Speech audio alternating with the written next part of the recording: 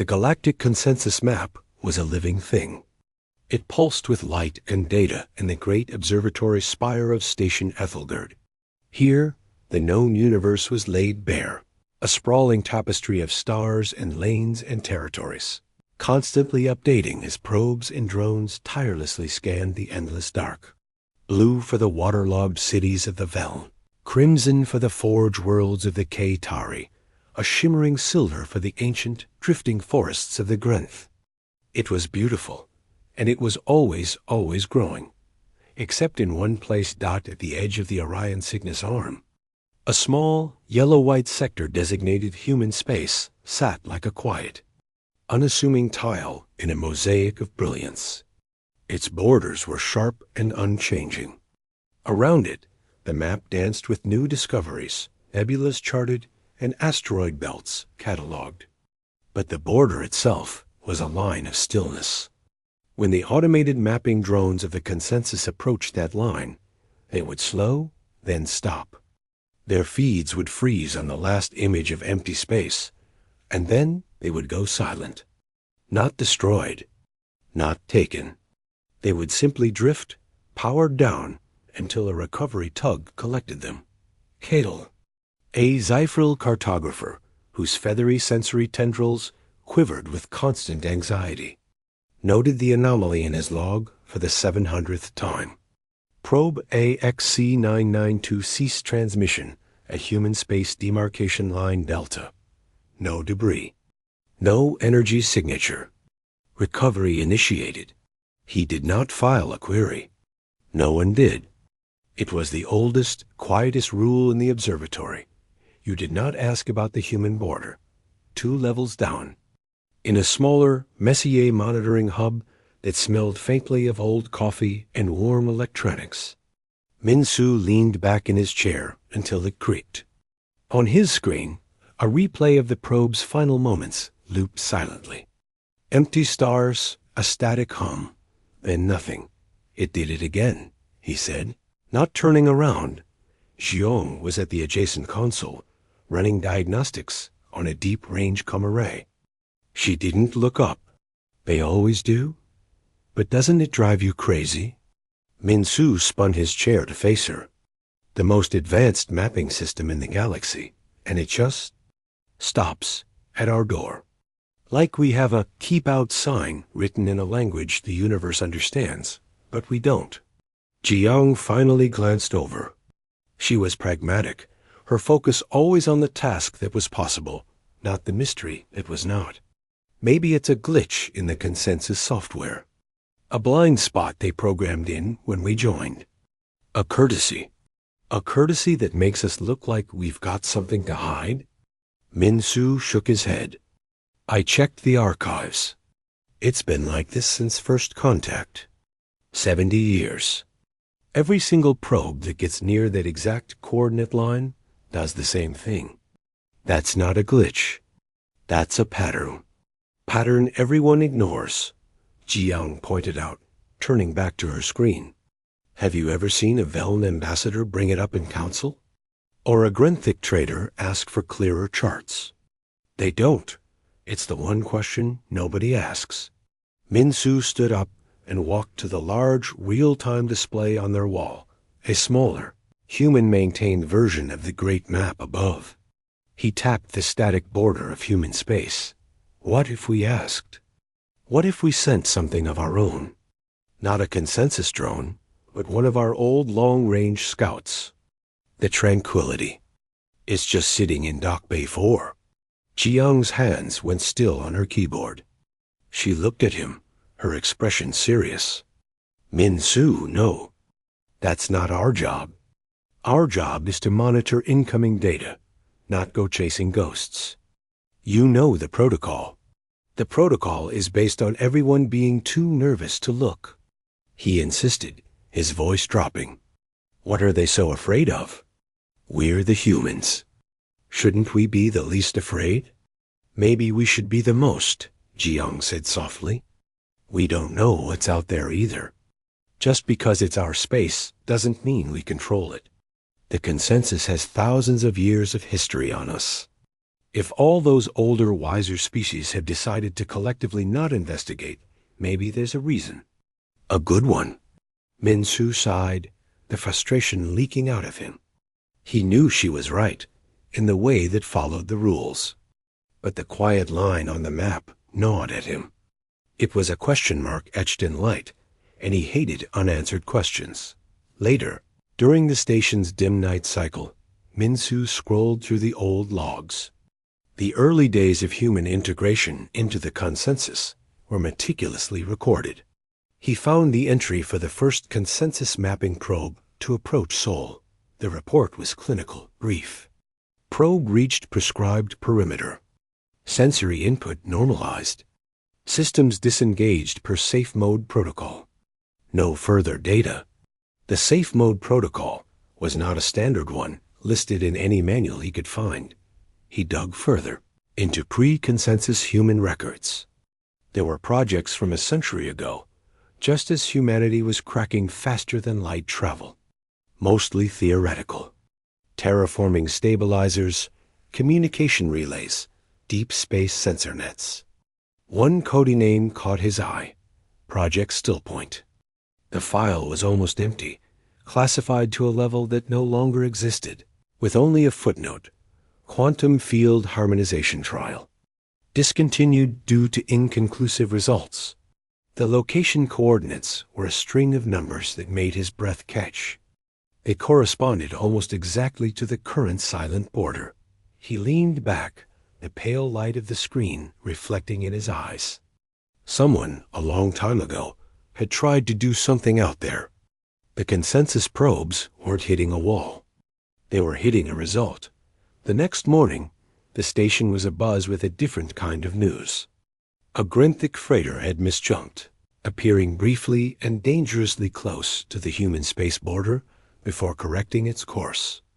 The captain's report, which Jiang intercepted on a shared channel, was filled with the usual Grinthic formality, but one phrase stood out, repeated twice for emphasis. Anomalous sensor quiet. Profound navigational calm. See? Minsu whispered, pointing at the report on her screen. Not a glitch. A feeling. Jiang read the phrase again. Profound navigational calm. It didn't sound like a threat. It sounded like the opposite. But in a universe built on noise and energy and conflict, perhaps the quietest thing was the most terrifying of all. She looked from the report to the unchanging line on their map, and for the first time, her practical mind felt a chill of something deeper than curiosity. It was the beginning of understanding why no one dared to ask. The answer might not be a roar of power. It might be a silence so deep it asked a question of its own. The air in the grand confluence hall of the Orb of Tranquility was thick with the sense of 100 worlds. Sweet pollens, sharp ozones, the earthy smell of living moss stone. Ambassador Deho moved through the crowd with a practiced ease, a glass of something clear and fizzy in his hand that tasted of mild citrus. He smiled, he nodded, he exchanged pleasantries about trade volumes and cultural exchanges. He was good at his job. He listened that most of the conversations were noise. The Velm complaining about Kitari mineral tariffs. A group of junior cartographers excited about a new nebula classification. Then, near the great transparent wall that looked out on the star-dusted velvet of space, he heard a different tone. Two figures stood slightly apart.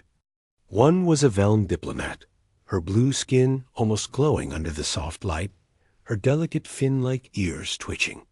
The other was a Grunthic, his large, tree-bark-like form hunched in a way that suggested secrecy. Their voices were low, barely more than vibrations in the air, but Daho's translator implant caught the edges. The quiet fence, the Velm was saying, her voice a ripple of water. It remains. It watches. The Grenthic's response was a grinding whisper. To build a wall of silence. It is a statement of profound confidence. Or profound fear. Or neither, the Velm murmured. Perhaps it is simply a fact. Like gravity. the ones who do not need to shout. Daho felt a jolt straight down his spine. He kept his face smooth, taking a slow sip from his glass, pretending to admire the view. The quiet fence. He had heard human technicians use that term, but only in private, only as a joke for the unmapped border.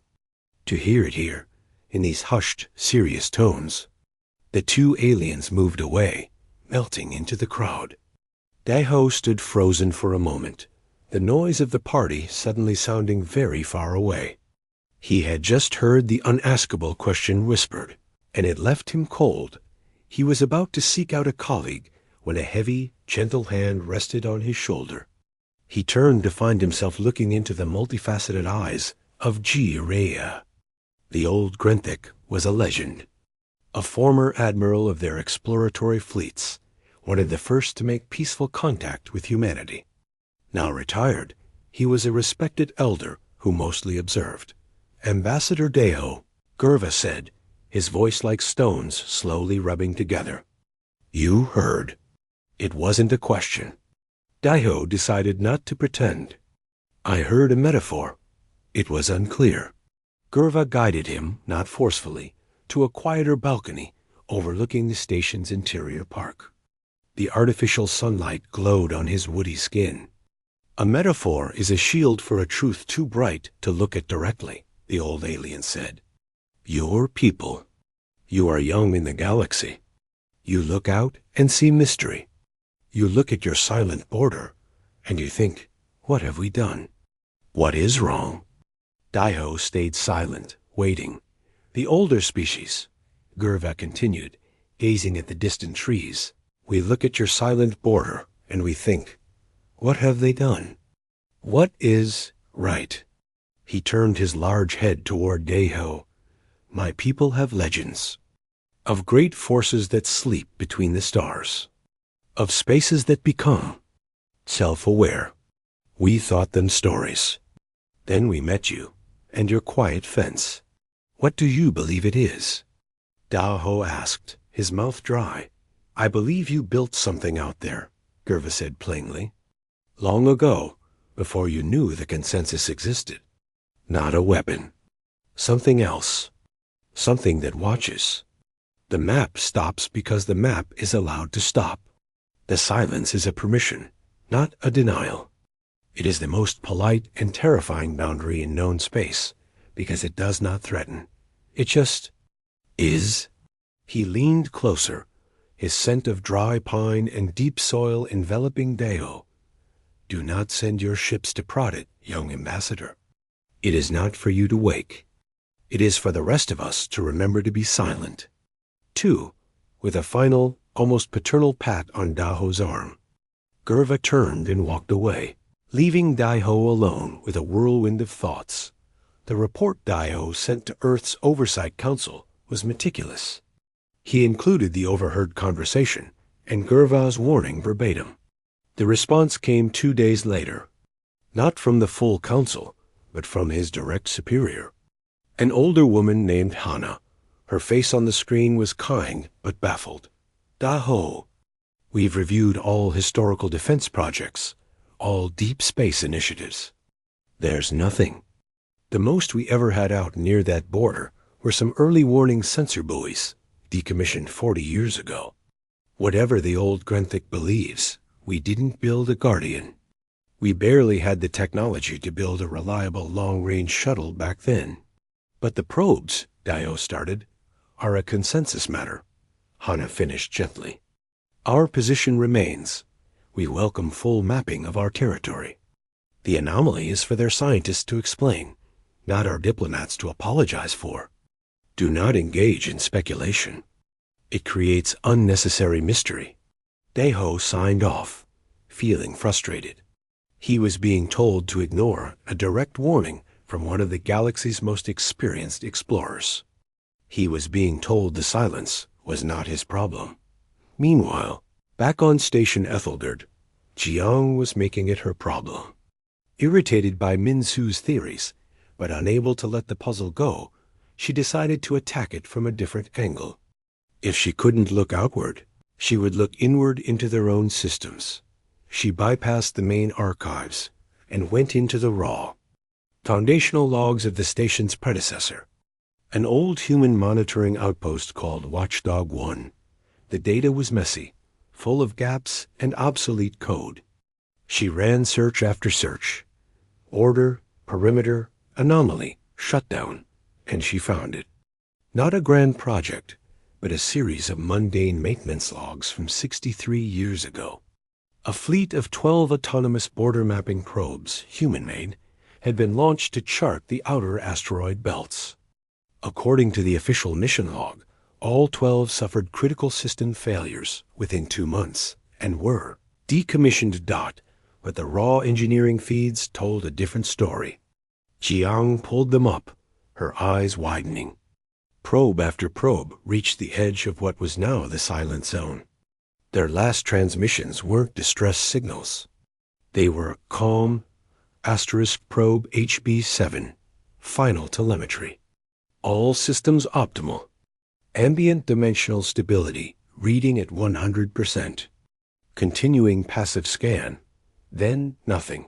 Probe HB11, final telemetry. Environment is peaceful. Recommending mission reassessment. No threats detected. Silence. The final log was a command order.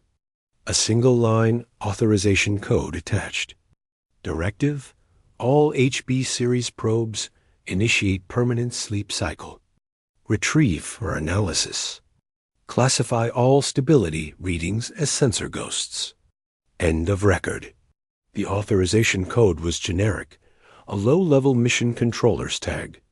Someone had seen these strange, peaceful reports, decided they were faulty, and shut the whole thing down. They had closed the file and never reopened it. Jiang sat back, her heart pounding. Ambient dimensional stability at 100%. What did that even mean? Space wasn't stable. It was chaotic, filled with microfluctuations, radiation, quantum foam. A reading of 100% stability was like saying water was 100% dry. It was impossible, unless something was enforcing that stability. Something that calmed the chaos. Something that made a tiny patch of space so perfectly, unnaturally calm that it broke the probe's understanding of physics, and their programming simply stopped like a confused child in a silent room. She thought of the Grenthic freighter captain's words. Profound navigational calm. She thought of GRVA's warning to Deho. They weren't talking about a weapon. They were talking about a condition.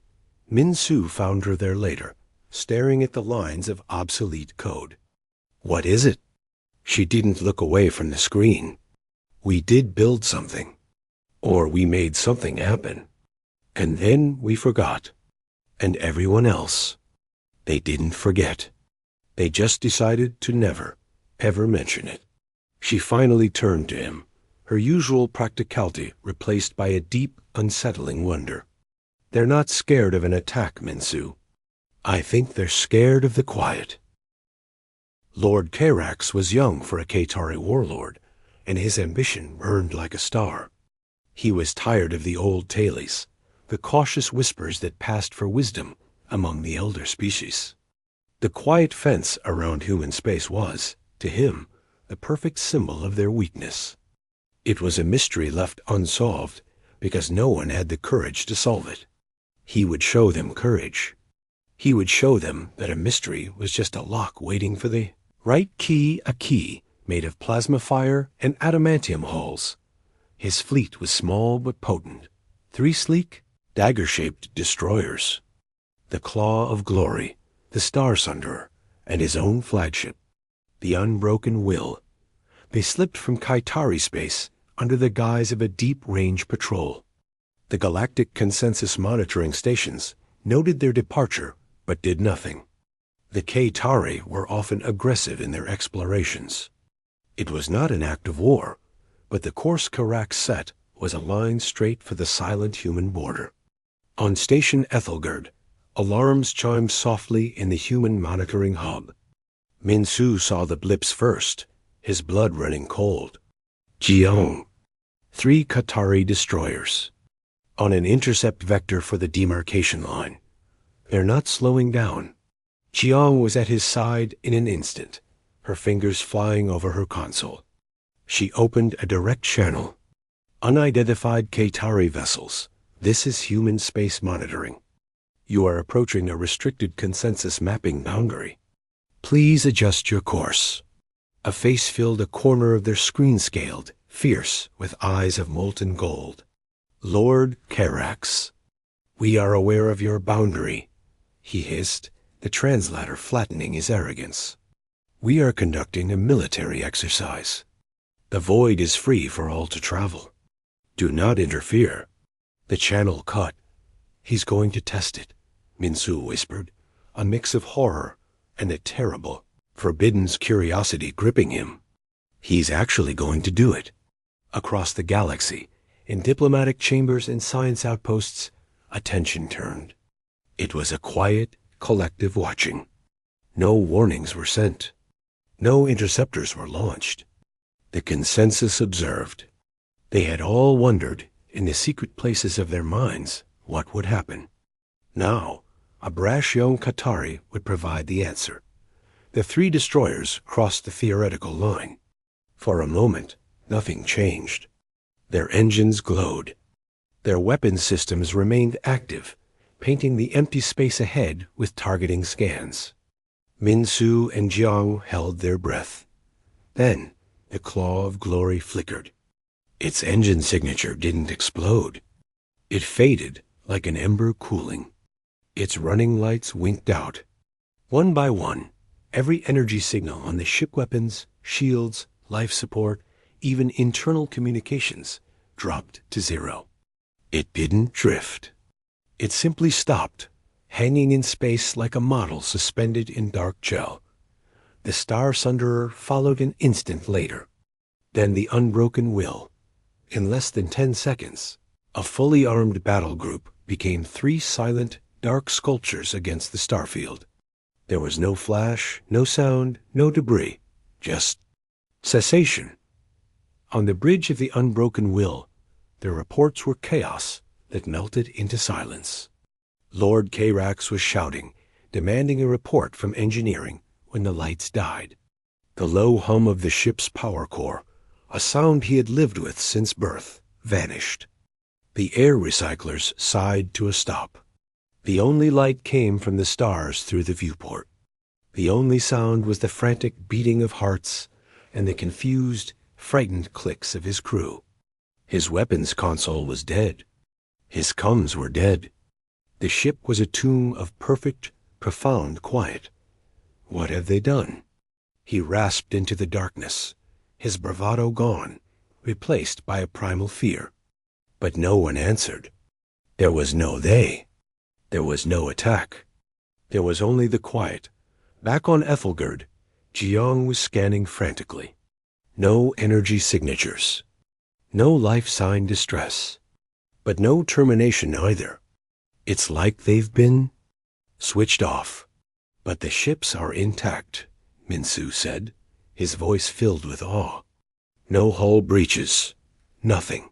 They just stopped. A standard consensus recovery protocol was activated. A non-human salvage tug, operated by a crew of cautious Veln, was dispatched. They approached the dead fleet with extreme care, their sensors reporting nothing but inert metal and faint body heat from within. They attached grapplers to the Unbroken Will. The ship moved easily, offering no resistance. When the tug brought the 3 dead warships to a holding dock at a neutral station, medical and tech teams swarmed over them. The crews were found in their seats or standing at their posts unharmed. They were dazed, confused, but physically fine. They spoke of no pain, no enemy, no barrier. The Qatari soldiers were interviewed. Their stories were all the same, and their uniformity was more chilling than any tale of monsters. It just got quiet, one weapons officer said, her eyes distant. Not just sound. The feeling of the ship, the vibration. It all went away. My anger, my focus. It just drained out I couldn't remember why I was even holding the firing controls. Another, an engineer, shuddered. It felt like being watched. Not by eyes, by the space itself. Like the void was awake and looking right through you. And it found my fear, and just let it be there until it faded. Lord Carax himself was the last to be debriefed. The arrogant fire in his eyes was gone, replaced by a hollowed-out look. He refused to speak of tactics or technology. When pressed, he only said, "It does not fight. It disagrees.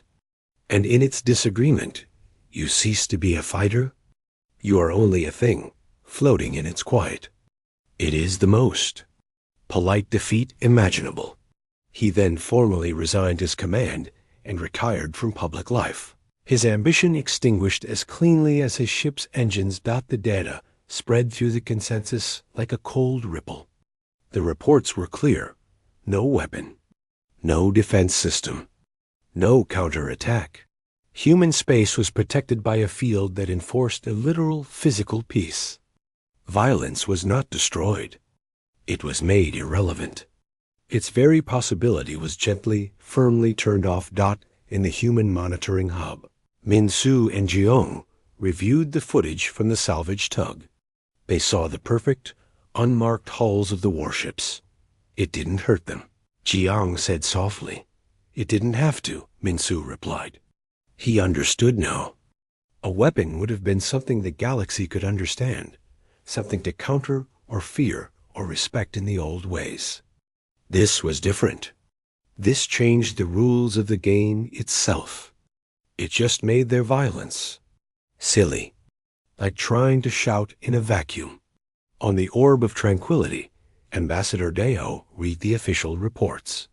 He thought of GRVAA's words. The silence is a permission, not a denial.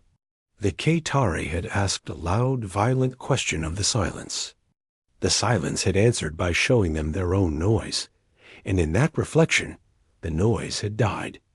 It was an answer more profound than any warning shot. The galaxy now had its data point.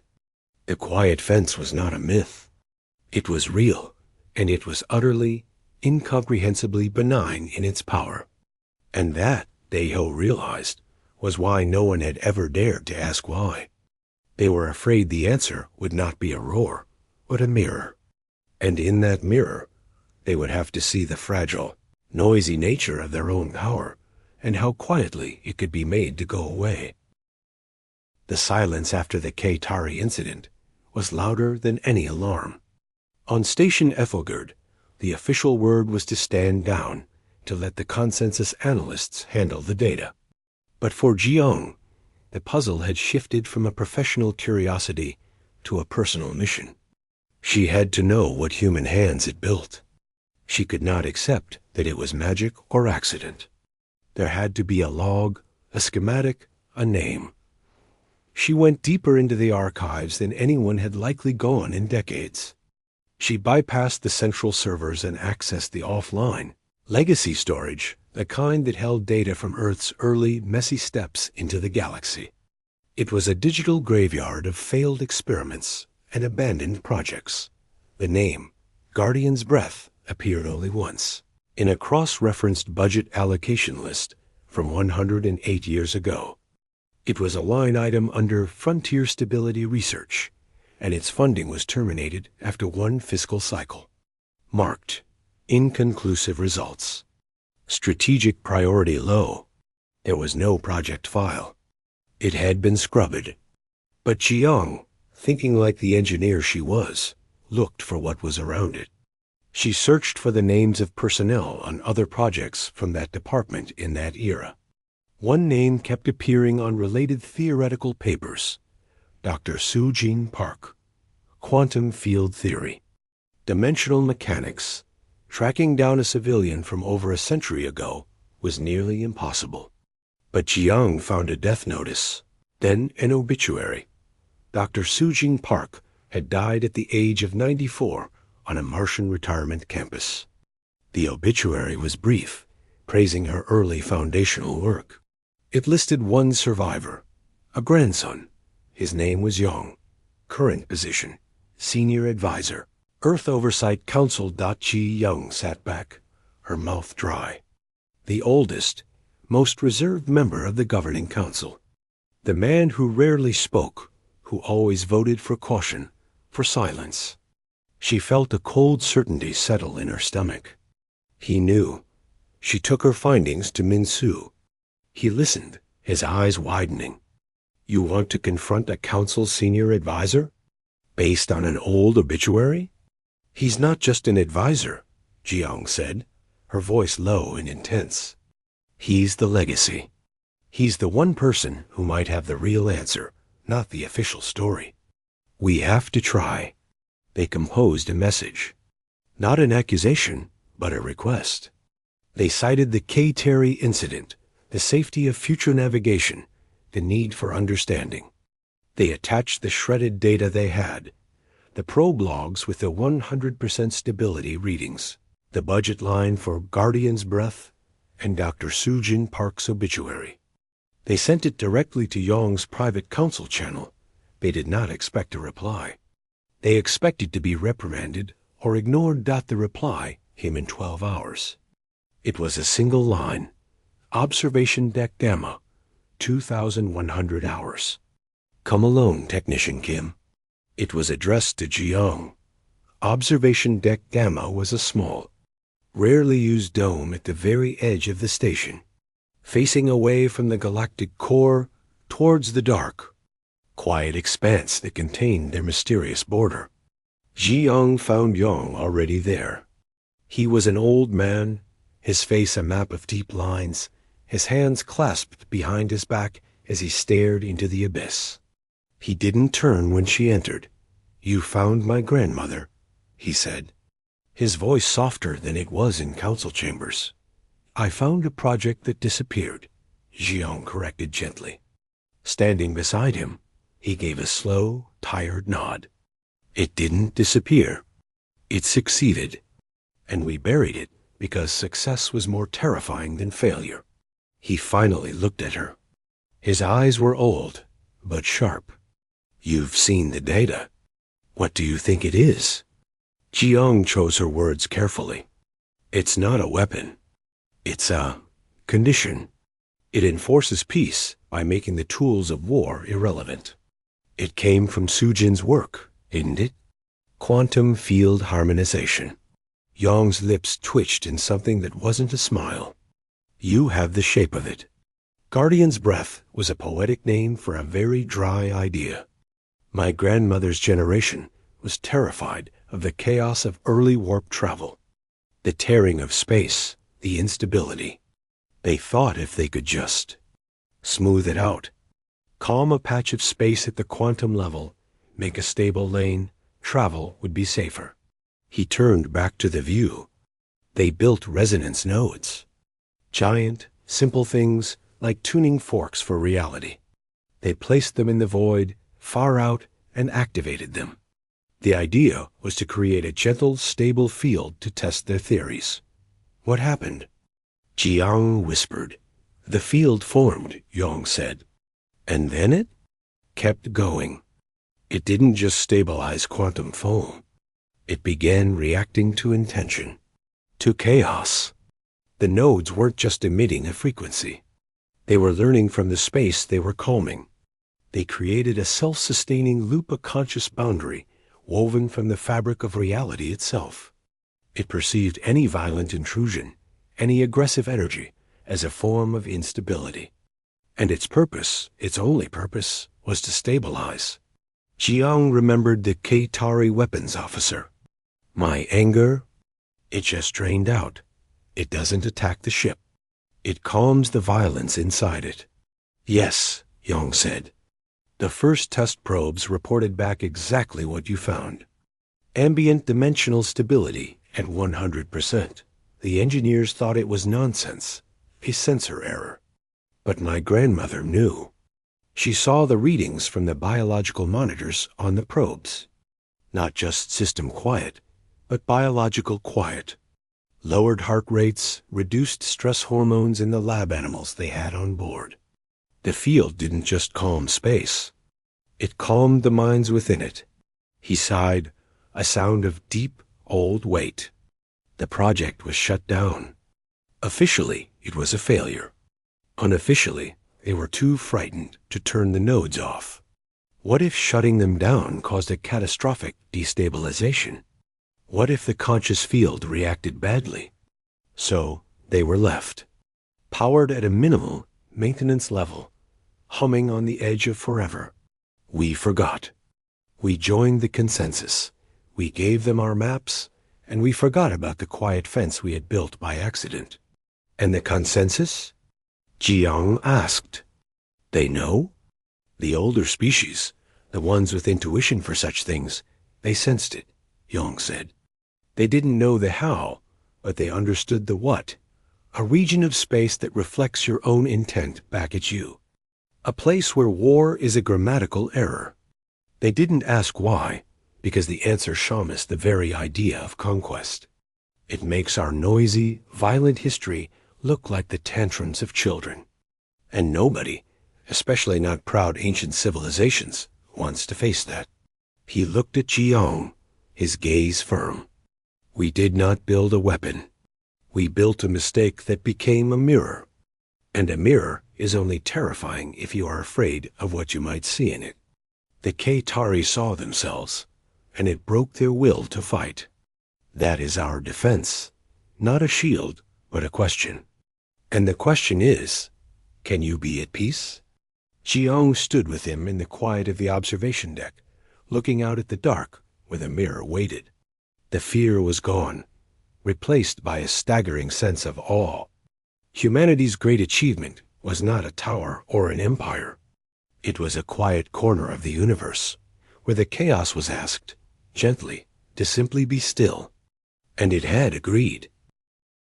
The formal inquiry from the galactic consensus was not a single message, but a convergence.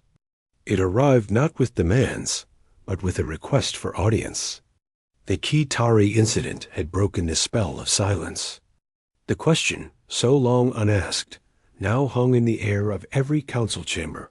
What is the nature of the quiet? Ambassador Deho stood with Senior Advisor Yang on the main concourse of the Orb of Tranquility. Around them, a delegation had gathered, not of warriors or scientists, but of witnesses. A Velm diplomat, her fin-light ears still. A Grenthic elder, his woody face unreadable. A Ki-Tari representative, chosen not for aggression, but for his deep philosophical training. Others were there too, species who had never spoken to humanity, but had always watched the silent border on their maps. Minsu and Jiang were also there, brought from their monitoring station at Yang's request. They stood a little apart, feeling out of place among the dignitaries, but their presence was essential. They were the ones who had looked. They do not want to report, Yang said quietly to Deho. Reports can be lied about. They want an experience. Deho nodded. He understood. Words had failed for a century. Only a shared reality would suffice. He stepped forward and addressed the assembled delegates. His voice was calm, carrying in the hushed space. You have asked about the silence at our border. We could give you data. We could give you theories. But we believe, and Senior Advisor Yang has confirmed, that the truth is not something to be told. It is something to be felt. We invite you to see, not with probes, not with warships, with your own presence. There was a long, heavy silence. Then the Grenthic elder took a step forward. I will go, he rumbled. One by one, the others agreed. The fear was still there, but it was now outweighed by the need to know. A single human vessel, the Curiosity, was prepared. It was a simple observation ship, its weapons stripped out long ago, its shields a basic meteor buffer. Its only special feature was a large, clear viewport in its main chamber. Deho, Yang, Minsu, and Jiang would pilot it. The alien delegates would be their passengers. The journey to the border was tense and quiet. No one spoke.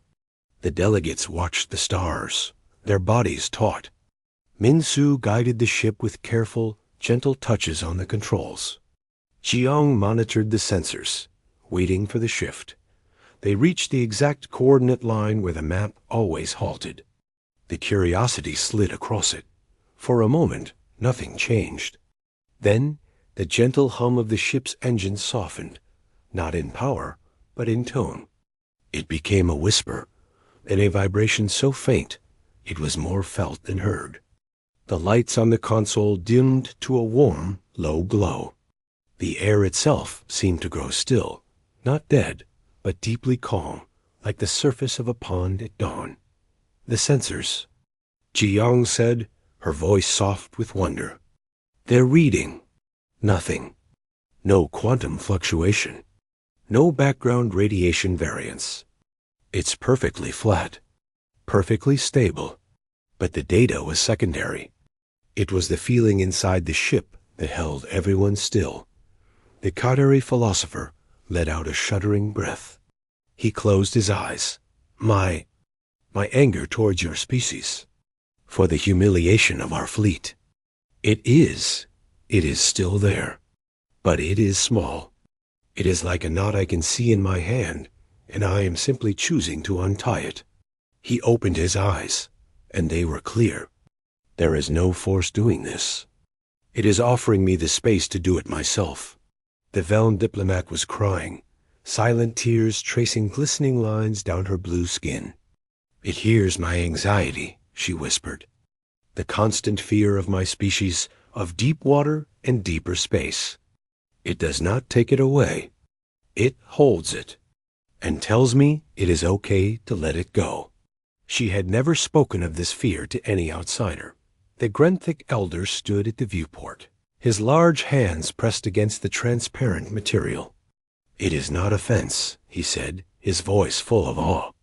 It is a breath, a single held breath of the universe. We are inside the pause. Daeho felt it too. The constant pressure of his job, the worry, the need to always be diplomatic and clever, it all settled. It didn't vanish, but it lost its sharp edges. He felt profoundly seen, not by an intelligence, but by the fabric of existence itself. And in being seen, he felt no need to pretend Yong stood beside him, a look of deep peace on his aged face. This is what my grandmother's machines learned to do, he said, not just to Daeho, but to all of them. They learned to make a space where reality is allowed to be at rest. And in that rest, we see ourselves clearly. For a long time, the Curiosity drifted in the silent field. No one moved to leave. The alien delegates sat or stood, experiencing a peace that was not passive, but profound. It was an active, gentle enforcement of stillness. Finally, the Grenthic elder turned from the viewport. He looked at Yong, then at Daeho, then at the two young technicians. We asked the wrong question, he said, his grinding voice now soft. We asked, why does the map halt? That was a question of fear. The real question is, what is here? And the answer is, a choice. The journey back was different. The silence in the ship was no longer tense, but companionable. When they docked at the Orb of Tranquility, the delegates disembarked quietly. They did not rush to file reports. Not in the days that followed. The change was subtle but immense. The galactic consensus map did not suddenly expand. The border remained, a clear, deliberate line. But its label changed. It no longer read uncharted or anomalous. In the common tongue of the consensus, it now read, the stillness, human stewardship. The galaxy finally understood. Humanity's great achievement was not conquest. It was an offering. They had not built a wall to keep others out. They had, by accident, nurtured a sanctuary where the universe itself took a breath. The map halted at human space because beyond that line, the old maps of territory, of ownership, of threat were meaningless. What was there to chart when all you would find was a reflection of your own soul, offered back to you in perfect, quiet peace. No one asked why anymore. They knew. And sometimes, in times of conflict or fear, ambassadors would look towards that quiet sector on the star charts, not with dread, but with a faint, hopeful longing. For humanity had shown that the most powerful force in the cosmos was not the ability to destroy, but the profound, mysterious ability to invite everything, even the silent dark between stars, to simply be at rest.